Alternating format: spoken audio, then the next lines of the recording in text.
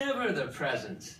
In fact, for the first several years of your life, because of my penny pinching, your dear father could afford hardly anything. You probably don't remember me then. You were small, just a child. And your father often carried you upon his shoulder. I remember that. But Tim, I was mean, and I was stingy. My heart was cold and uncaring. Why, I humbugged Christmas and refused to celebrate it. In fact, I gave your father such a meager salary that he could not afford your medical care. Uncle, that does not sound like you. What happened that changed you so dramatically? Oh, it was a Christmas Eve, many years ago. Like I said, you were just a small child. But that night, I was confronted by 4 spirits. 4 spirits! They came to show me what might happen to my soul if I continued living life as I had been. Now, the first spirit to visit me was my old partner, Jacob Marley. Oh, gosh, he came dragging a heavy chain across the floor. Oh, and his jaw was tied up with a bandage. Oh, I was appalled. Nay, I was sickened. Oh, he said that I would end up like him, dragging a ponderous chain I had forged in life if I did not change. If I did not change. Oh, I begged Jacob to show me some comfort, but he had none to give me. Instead, he just shrieked around wildly, warning me of my impending doom. He said that night I must be haunted by 3 spirits. And then he disappeared into the night air, whirling with miserable phantoms. Oh! Now the first spirit to visit me was, why, he showed me my Christmases past and all the loves I had lost due to my selfish ways. Then the next ghost, why, he showed me your house, Tim. Oh, and the love in your family was so great, even though you had so little. I had my eye upon all of you, but most especially you, Tim, to the very last. And then came that third spirit.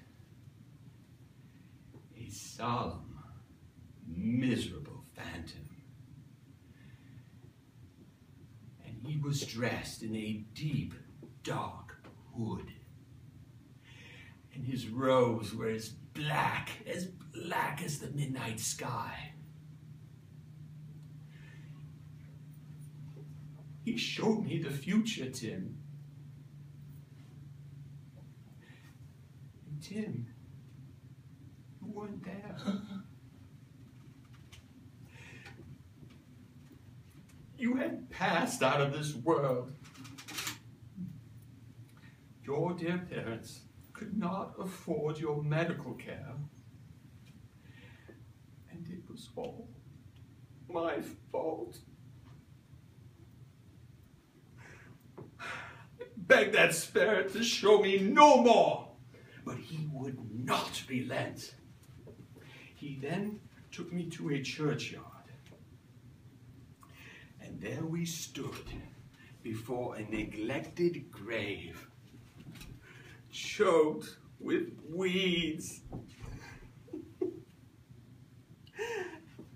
And it was my grave, my tombstone. And no one, not a single soul, came to mourn.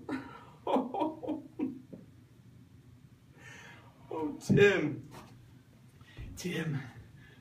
I was given a second chance to sponge away those terrible things to come.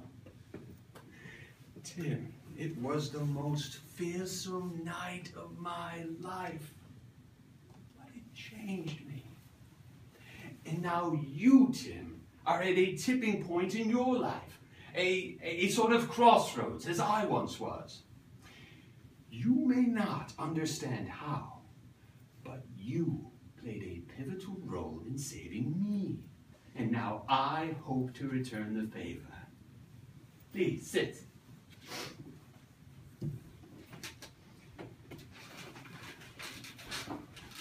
Tim, ever since the passing of your beloved wife, Estella, you have allowed a chasm to come between yourself and the children. And now you try to fill that space with pretty paper and trinkets. But Tim, it was the love that your family shared that created that Christmas revelry that you remember so fondly. Your children care more about receiving an embrace from you than from anything you could ever buy them. I understand. I do understand. And I am humbled and grateful. Whether your presence here this evening, dear Spirit, is the result of a dream, divine intervention, or a little indigestion, I am changed. I know exactly what I have to do, and I'm eager to do it. But this has been a bizarre evening, to say the least. I don't know how to begin. What do I do first? How shall I proceed? Oh, simply exit this door, and you will find yourself and your home back to their rightful state. Oh, Timothy, it has been so wonderful to visit with you, my dear friend.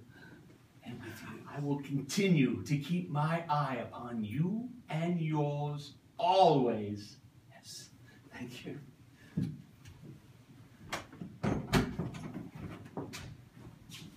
Oh, and as for you fine folk, I would encourage you to exit through that door, or else you might miss Mr. Cratchit's Christmas festivities. I understand that his sprightly cousins have arranged quite a party for you. Happy Christmas, everyone! Happy Christmas!